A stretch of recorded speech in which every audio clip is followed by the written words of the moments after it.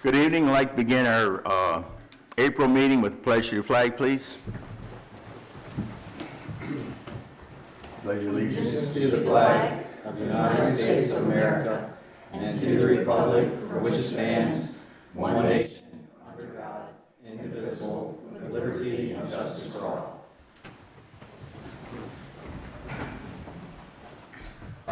Okay, we have on our here at 7 o'clock, we're to have a public hearing for the budget for, this year, proposed budget for FY 24-25. At this time, I'll open up the public hearing if anyone has any comments about our budget. We read it last month. The budget is proposed to be $1,174,714. Tax rate will stay the same at 35 cents per hundred. And the property tax will be 75 cents per $100 assessed value. We read the advertisement, we read it last month, and we have it here again this month. Is there anyone here for the public hearing or comments?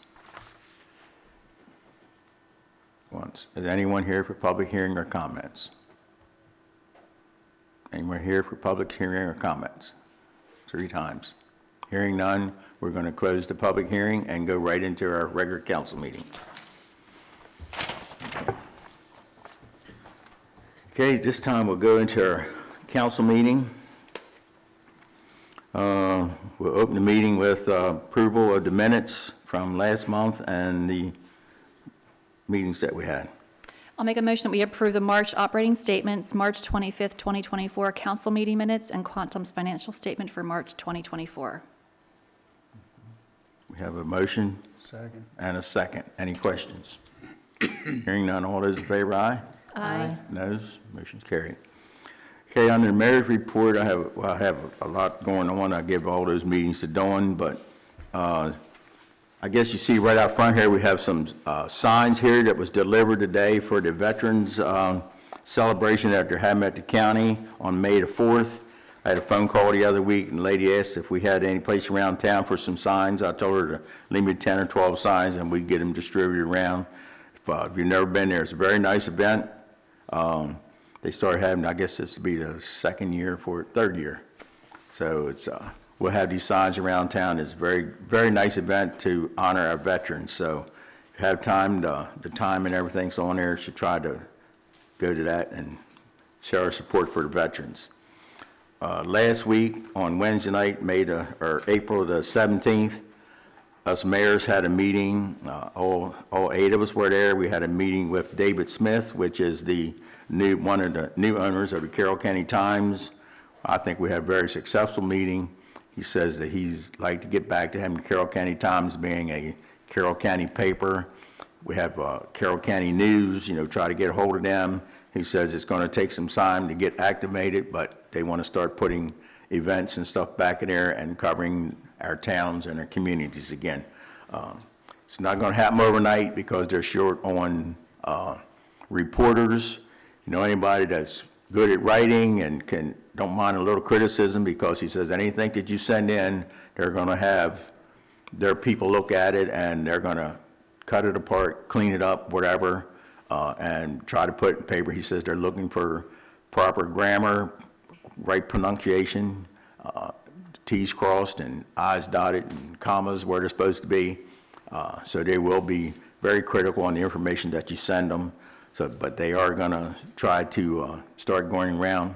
If you know anybody that wants to take on a second job like that to be a reporter, just let me know or let him know, and he says we'll try them out and see what they're going to do. We don't have a Richard Eichman anymore, so we'll have to see what we can do. And I appreciate it if we have somebody that wants to write about Union Bridge. Please live in Carroll County, live in Union Bridge. Don't live in West Virginia. Try to tell everybody what's going on in Union Bridge. That's the only thing I request, that you be a Union Bridge resident and do it correctly, because he said he's going to be very critical. He says if you send stuff in, he's not one of these guys. He put it point blank. It's not going to be political. It's not. And if people start putting stuff in political, he's going to tear it apart, whether you like it or don't like it. But he's here for the towns. So we'll see how it's going to go. Sounds like censorship to me. Yeah, but he said they're still going to do, people want to do political stuff in there, that's fine, but for the towns, he'd like to stay, Oh, I understand. you know, so, and we want to see if, so I talked to him, and so my position with the fire company is being public information, with the fire company. I've got stuff to send him about the fire company and stuff. We haven't had good representation with stuff going on with the fire company for years in the Carroll County Times, so, it's worth a try, you know, he's willing to give it a try, so we'll see what happens, so we can only go from there. Myself, I'm not a good writer. I mean, I can gibber it down and I can understand it, but as far as being a writer, that for it to go in the newspaper, I know if I send him something down, they're gonna try to correct it. Well, I hope they correct it, because mine isn't gonna be that good, but we'll see what happens. Like I say, Dawn has the rest of my report. This Saturday will be another Board of Directors meeting for MML in Annapolis, and that'll be, I only have one more Directors meeting, and that'll be in June. I told them that I'm not running for Board of Directors again. I've done it for about 30 years, and I just don't have the time. I got other things that I'd like to do for the rest of my life at 71 years old, and I just don't, the atmosphere isn't the same in Annapolis as it used to be, so I'm not going to do that anymore. All right, that's about it on my report. Oh, at this time, we're going to do the budget, which we did last. We had the public hearing, no one was here. We'll read it again. Proposed budget for this year, the public hearing was conducted. We have any questions? Didn't have any. The proposed budget expenditures revenue is $1 million. Okay, it is ordinance number 319-A, fiscal year 2024-2025, budget for expenditures and revenue, $1,174,714, with the tax rate to remain at 35 cents per $100 for full value assessment of property and the town of Union Bridge.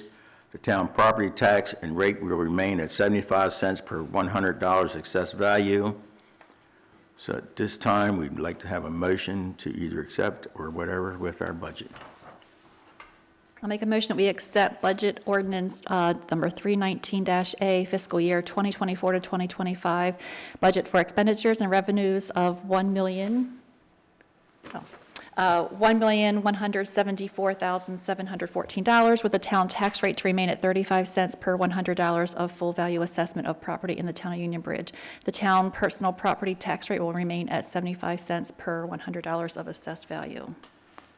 Okay, we have a motion to accept. Do we have a second? Second. Motion and a second. Are there any questions? Hearing none. All those in favor, aye? Aye. Noes? Okay, the motion's carried. And this ordinance will take effect in 20 days after signing.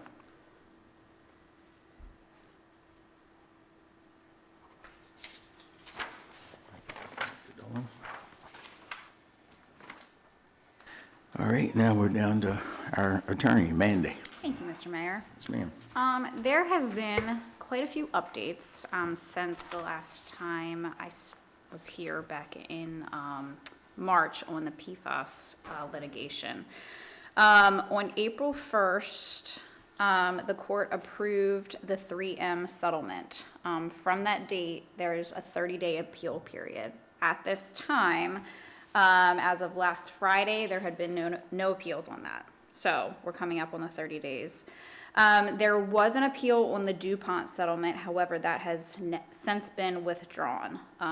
Again, this has happened over the last couple weeks. All of this has happened. There has also been, the EPA has finalized the maximum contaminant limit for PFAS chemicals.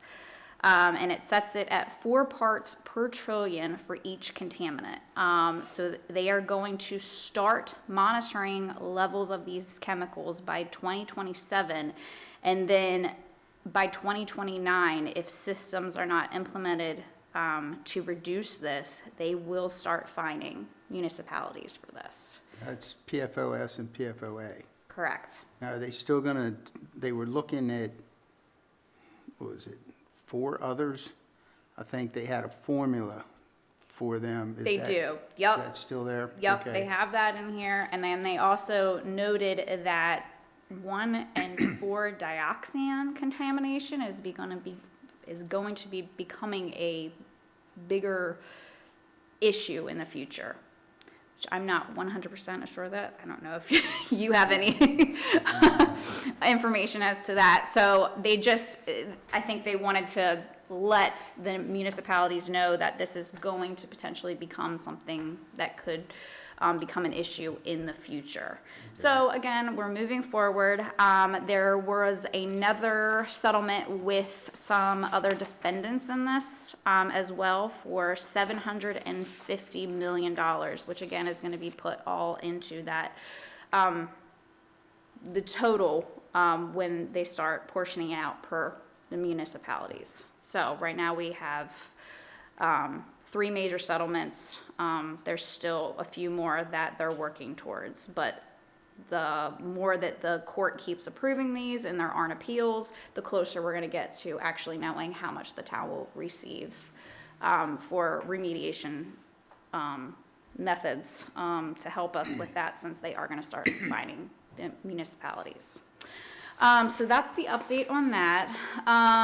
Second thing I have is we have resolution 0124 that was introduced last week. That is on the capital improvement program, which I discussed, that went through planning and zoning back in March. They have approved it and they sent it up to the mayor and town council. So we are looking to have that approved today, and that is for fiscal year 25 through fiscal year 30. This is something that the town does every year. That was the one that we looked at. Last week. Right, yes. Yep. Or last month, I'm sorry. So at this time, we need a motion, if everyone's okay, to approve the capital improvements resolution for the planning and zoning that they presented last month for us. I'll make a motion that we approve the capital improvement program, resolution number 01-24. Second. A motion and a second. Are there any questions? Hearing none, all those in favor, aye? Aye. Noes? Motion carried. And the last thing that I wanted to discuss with council is that I know everybody's seen the beautiful new parking pad over here with the beautiful new pencil trees. However, the trees, after being planted, it was realized that they encroach onto Mike Kramer's property. The balls are rather large.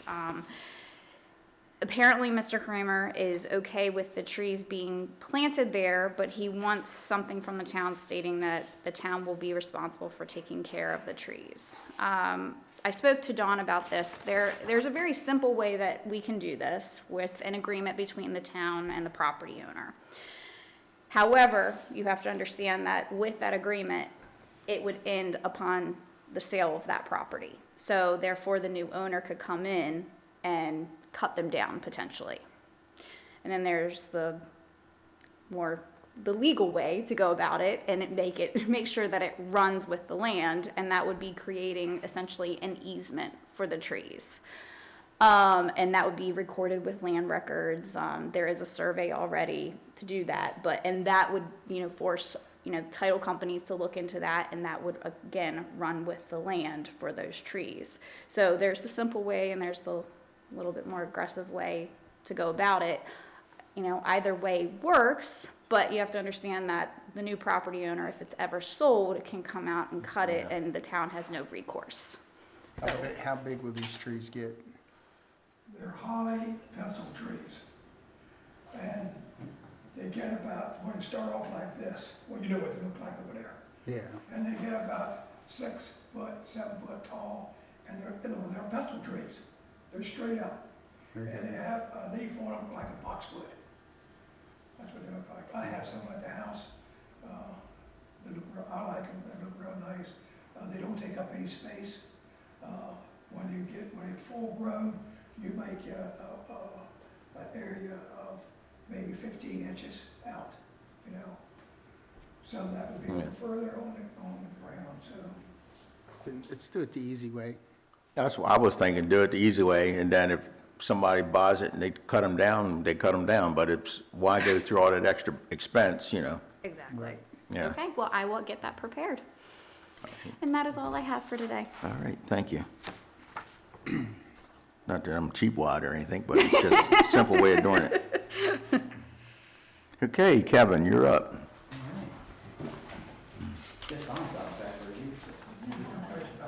All right, good.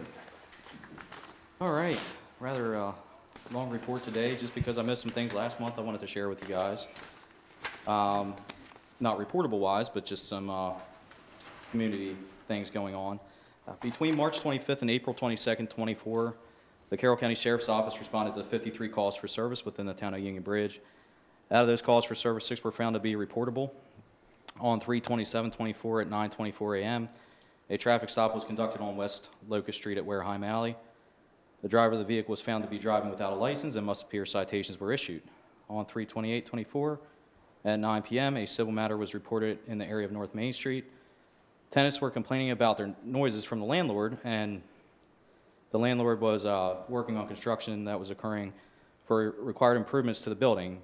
This case was documented at the request of the tenants. That was a very confusing paragraph. I'm sorry about that. On 4/7/24 at 5:11 p.m., a theft was reported in the area of West Elger Street. Chain link fencing materials were stolen sometime overnight, and this case is currently open. On 4/16/24 at 3:10 p.m., a traffic stop led to a canine scan in the 100 block of Locust Street. The scan resulted in a positive alert to search the vehicle.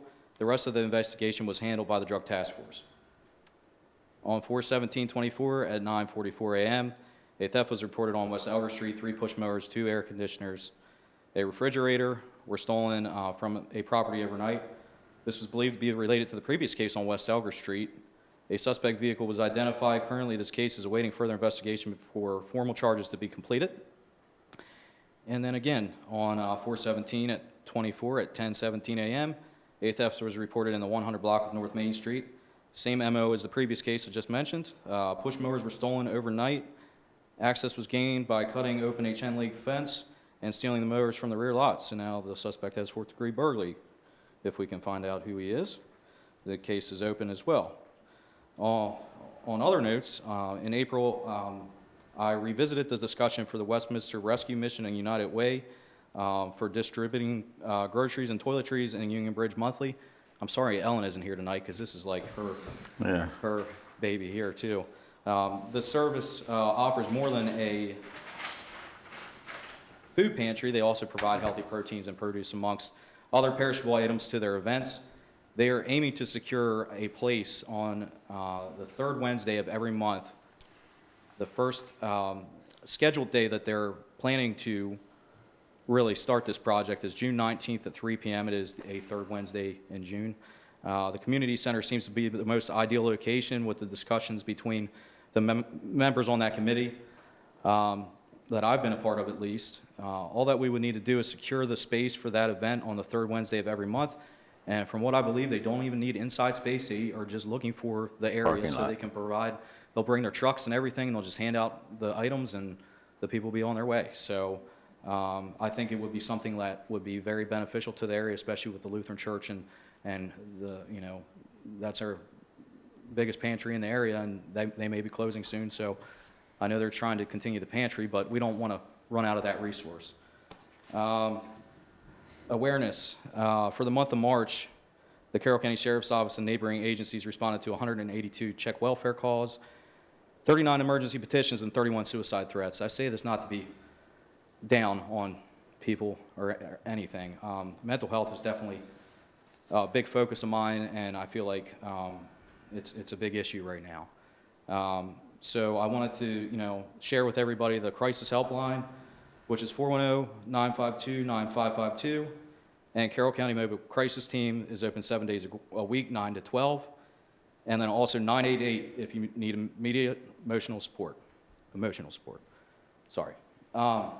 So yeah, mental health has been obviously on a low in March. So, and I don't know what the rhyme or reason is. Normally when days get longer, people get happier, but it was like the reverse effect. So I'm hoping that anyone that hears this right now, maybe watching online, I actually, in the neighboring town, had somebody reach out to me after I discussed this, and I was very happy that it made an impact. So anyone that hears me right now and is suffering from anything, feel free. And if you know somebody in town and you just need to talk to me, I'll come over and talk to you for a little bit, and we'll get something worked out. We don't always take people to the hospital. You're not always criminals if you are having a low spot and you want to harm yourself. We don't always do that. We have outreach opportunities where we'll call experts out to take care of you. So I hope people hear this and know that there's help out there. Sure. Thank you. That's it. I know you've had a busy month. Tell them about what we did down there today. So today, Donnie went down there with me to the Donald Wilson Park, and we took drone footage of the trails. I actually had my corporal, Mike Przenski, he came out and took drone footage of the trails with us, and hopefully we get really good shots. It's like everything's in full bloom right now, so we're going to put a video together at some point to promote the space and get awareness to the area, really. I mean, it's a great park. There was a guy fly fishing down there. He caught a fish right in front of us when we were videotaping it, and then there was another guy riding a bike, and it was, just all around a good experience. So we're here to support you guys if you need more video, but also I think the community college has a program for drone, and you can actually get an associate's degree, I believe, in the drone program now. So they might be worth reaching out to. They have smaller drones that are able to be a little bit more nimble than ours. We were actually able to get some high shots, some low shots, but not the full trail due to some proximity issues with the branches and everything else. So, yep, that was a fun time. My goal was with the video of the trail is to send it into the state of Maryland through the sustainability communities. And there's grant money that's available. Like every year they have this program where they give people, you get this big, huge sign that says you're a sustainability community. And it has to do with walking trails and parks, gardens and things like that. And I think we have one of the better ones around. We can put that out there. And through that program, there's grants available for additional parks and things like that that is available for those type of things. So when you're putting money in the parks, people complain. I see complaints about Ballinger Park in Tonytown, but you have to realize that money is, when you get that grant money and it says parks, it has to be used for parks. You can't use it for your streets or your water and sewer bills. It has to be used for parks. So this sustainability grants that they have, a lot of that is due to parks and different other things, maybe historic buildings and things like that. But I see people get these awards in Ocean City every year during the conference, and I think with what we have there and stuff, we can put a video together. Just for luck, yesterday Donald had people walking from the church and stuff, 60-some people walking. They were using the trail, and like I say, people using it, and they were fishing. We have a really good shot of maybe not getting it in June, but maybe in the fall we'll get it into the sustainability people, and hopefully we'll get awarded that, and then we'll have more availability to try for some other type of grants that are out there. So, Very good. So we're trying the best. I told Donald last year we wanted to get it done, and I talked to you, and I talked to a couple of the deputies about it, and we're just waiting on the right time, and it's nice and green down there right now, and we think it's going to. It's not underwater. Yeah, Yeah, it's still like a swamp down. it is. It's so. And that also reminded me of something, Perry, that dumping complaint didn't reach the briefing because that was an event, not a report that was filed, but I'm going to look into that tomorrow.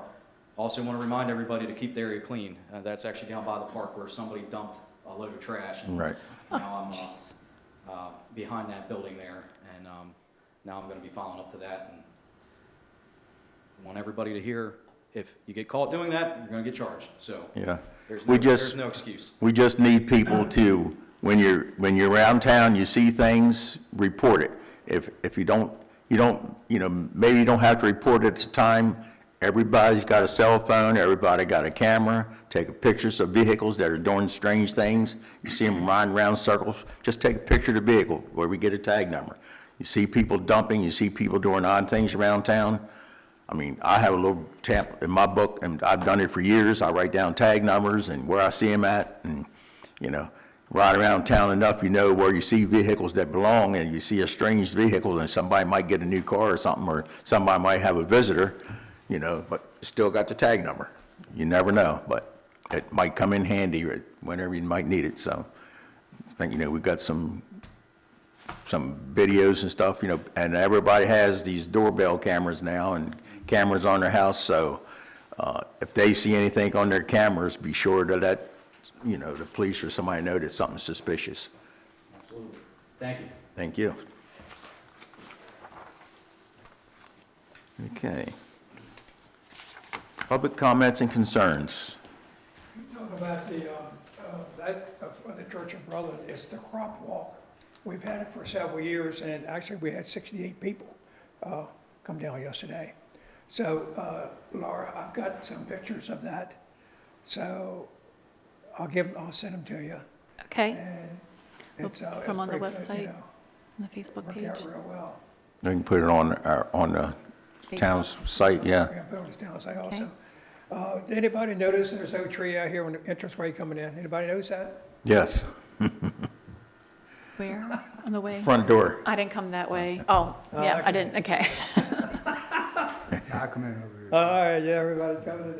All right, well, anyway, what I'm getting at, we're gonna put that bell up out there, and there's a lot of different designs out there of how we want to set it. The only request I have is you make sure that I get the right, or we get the right brick to match the building. And up on the campus at Lehigh, we put that bell out from the old campus up there. That's one style, how it's enclosed with all the brick. You guys up here at the firehouse have a design, so, and you have to make decisions since you're the boss down here. I have to look at it every day. Anyway, that's, so we'll move forward on that now since the tree's out. And I'm going to report on the road issues since Amy not able to be here. I met with White Pine 2 Wednesdays ago. I was hoping I would have a cost amount, but I don't. Some of the streets that we're interested in is the East Thomas Street from Bellevue to Lightner. That street is in pretty bad shape. Plus also up on Quaker Hill, across from Bellevue, that's coming apart there. So we got that area. And also we have up here on White Street extended from Bonnie Heights down to Penrose. That's really a spider web going down through there. So I don't know how much what the cost is going to be or how far we can go with what we got. I've got to get the Quaker Hill done. And if we may have to cut East Thomas Street short on some of it. You know, you got to split it up here, but that's a couple of areas. I don't absolutely have to do White Street extended. I mean, you sort of look at the traffic pattern, how much traffic you got, so on and so forth. So, but those two streets are used all the time. So, and we're speaking of, what we talking about? I should have wrote some of this stuff down. Anyway, up at the community center, we're talking about these trees. We planted 5 trees up there on the east side. Now those trees, don't ask me what the name of it is. I can't think of. Anyway, they get around 10, 12 foot tall, and they come out around 3 foot, a little better. And it's a nice looking evergreen. We got 5 of them, and so that's going to look nice. Now they grow a little bit faster. These holly pencils, I'll never live to see them grow up. Those things are slow growing. So that's true. When we get back to the park, Steve finished mowing down the park today, and it looks real good. And hopefully that I can get in contact with this guys that dumped the fish out. That we gotta come up with a different plan. Right. Run up through there. They like wrecked the crossover down there in the park. That was a mess. I already checked on that deal. But I got some pictures here. You can pass them down. Prairie's well aware of it. He goes by there today.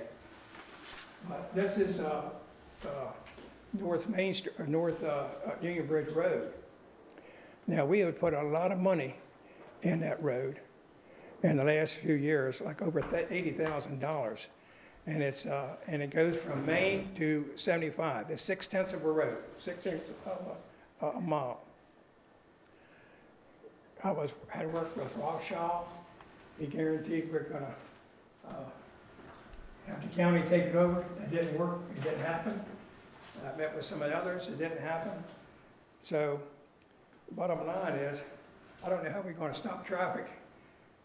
I don't know if we put, I don't know if we can even put a 10-ton limit on it and shut it down from Main Road, or we have to put the signs up at Middleburg Road. Plus, because now the trucks are running, Bark Hill Road. Park Hill, Ebert Road, Ebert Road coming in. It's the shortest route, and that's how they operate. So, but this is the high expense here. I mean, it wipes out our budget. And you can see what it looks like. It's Yeah, every year. So I don't know how we can get these commissioners to take this over, really, other than we shut the road down. We don't shut the road down, we put a That's limit the on only it. thing that's gonna get their attention. Yeah. Back when I was mayor, we did that study and had a bunch of meetings with the state and the county. And I told them that if they didn't give us money to repair that street, that we were gonna put a limit on it, 1-ton limit on it. You can't do that. I says, we'll see. It's our But street, yeah. I says, that's what we're gonna do. And I didn't get realized, so it didn't. Well, we've had meetings with them since that too, and told them the same thing. They've been warned, and we should have shut it down then. I know Kent Lehigh offered money, and I declined because the state gets all the road tax. They get all the money for them trucks that are running. We don't get it. They don't give us hardly any money. They took our money years ago. And I just think it's absolutely ridiculous that we have to maintain a street where close to 200 trucks a day travel on. And they don't want to do the bypass. Okay, then pave the street.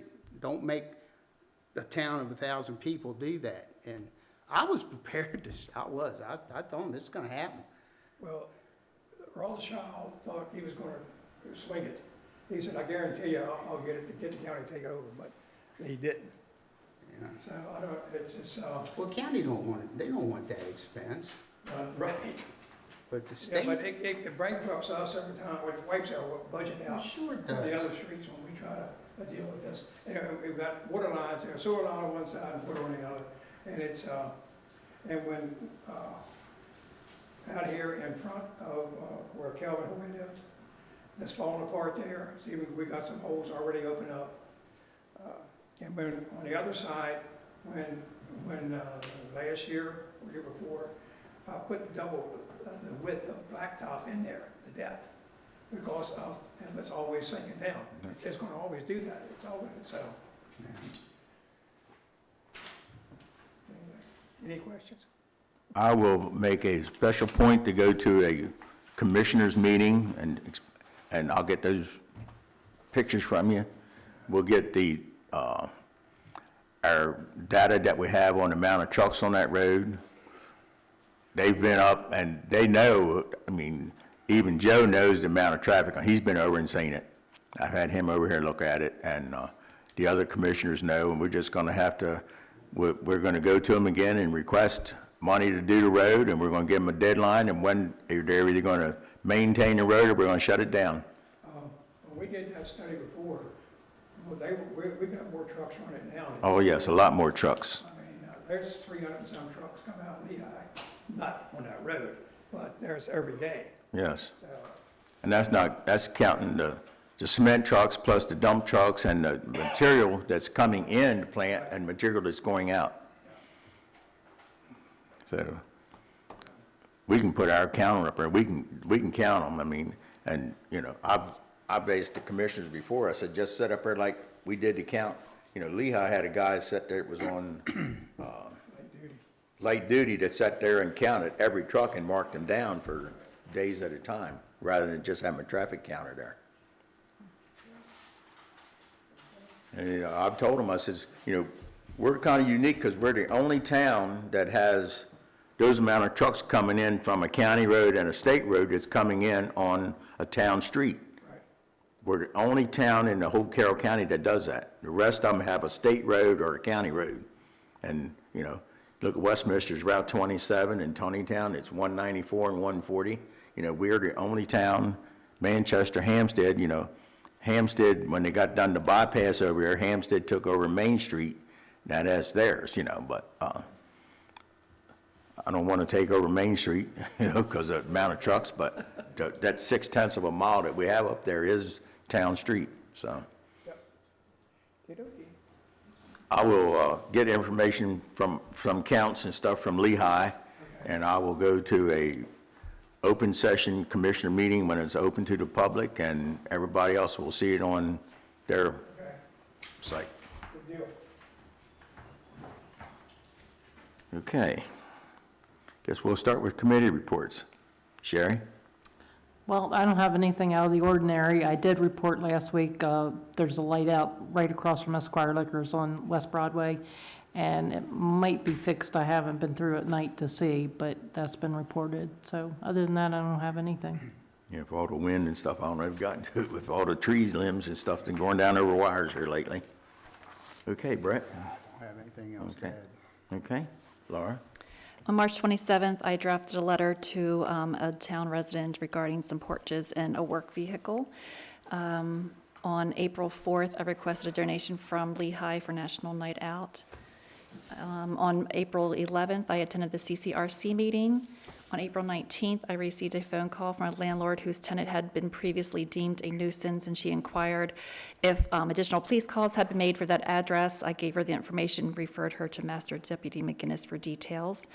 I received a message from Joy Bowman, who's the property manager at Shriner Court today, to ask if I had received any complaints from residents that she should redress, and that she should address. And I replied that my meetings are now quarterly with the residents, and that there have been no complaints, and that the residents love her.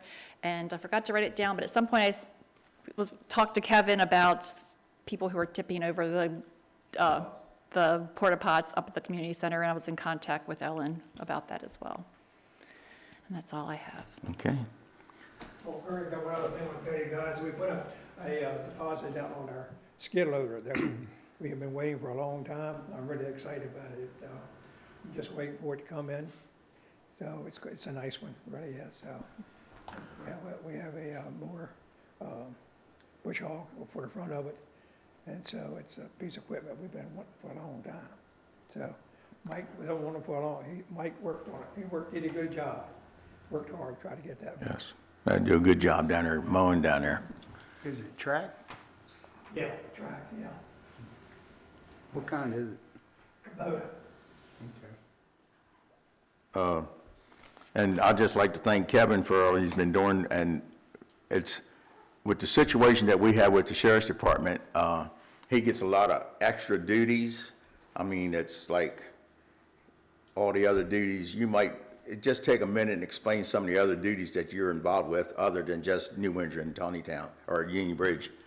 I mean, you got like 15 different jobs that's attached to that, and which our other deputy had the same thing, but with the situation that we had, that we're not actually paying for a deputy, this is what we have to, you know, put up with also. Yeah, so with my job, I'm obviously, you know, the community deputy per se. I have a supervisor that is also assigned to that takes on a lot of duties. But we do have special events during the weekends. We did a take back this past weekend with the health department. I collected 144 pounds of medications and processed them over at the county office or county maintenance facility. Special events, pretty much April, every single weekend we've had special events. We had a seatbelt and car seat event the same day. So my boss was actually attending that while I was at that one. And we do Camp with Cops, we do homeless outreach, so I'm on the Circle of Caring Executive Committee Board, where I go around to the homeless encampments, help them with homeless issues all the time, and most of it's in the Westminster area. And then I also do the Senior Center Task Force Board, because they have a lot of issues with the night-by-night shelter, and there's homeless that are encroaching on their property and constantly issues up there. So I'm constantly doing patrol checks at the Senior Center, the homeless shelter. I'm going around to the food banks from time to time, and I'm helping outreach on that end. So it's not, you won't always see me up here, and I try to get up here as much as I can, but I do have a lot of duties right now. You know, obviously I'm handling these theft reports from this month, and I'm working on getting those taken care of. But some weeks you might see me more than others. It's just, it's a lot of different duties to take on.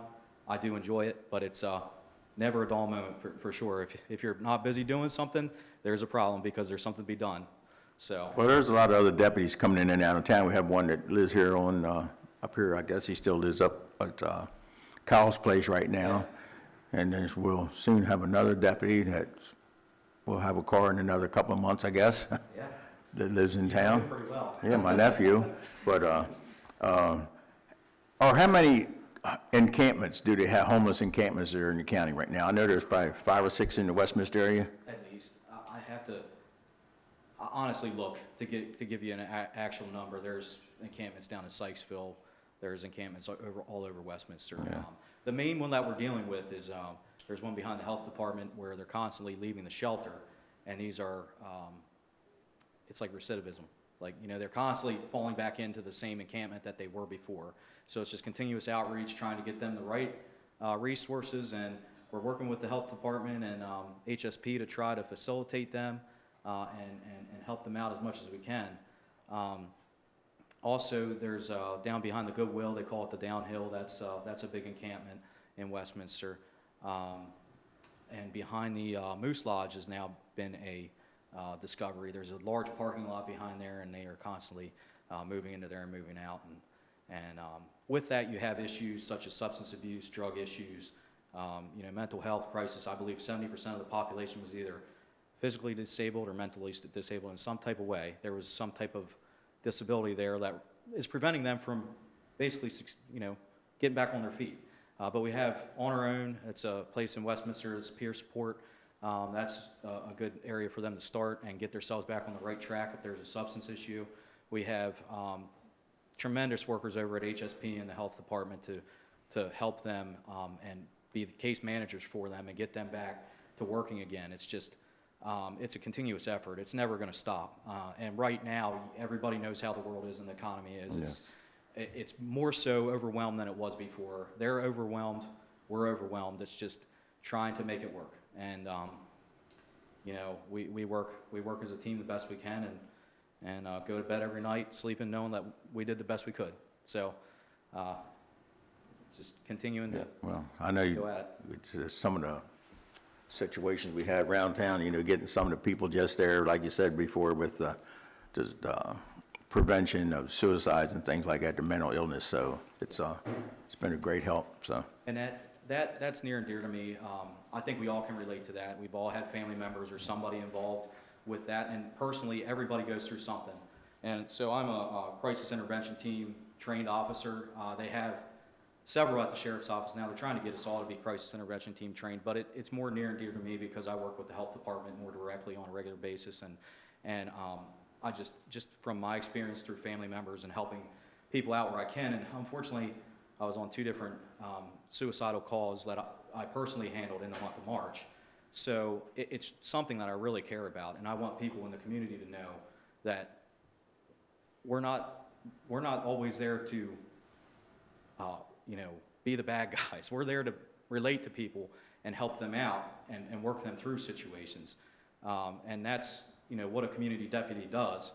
And, you know, I would like people to think that, you know, I give them the respect, you know, and time of day. And I know that, you know, I've dealt with several different calls in this area, you know, some related to mental health, and I would hope that they would like to see that as a positive experience, and you know, we can continue that going forward.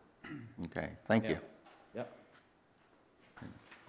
We talk about our juveniles in town. Not all the juveniles are bad, because last couple of weeks, we've had some pretty good conversation with some of our young adults. I say young teenagers around town, as they gave us some good information on some things going on around town. So some of these kids are good kids. They just need a little guidance, and talk to them, and, they just, something they don't get at home, and spend half an hour talking to them, and they really open up to you. And when you see things going on, they come up and say, hey, guess what, and it's a good thing. So it's really helped out.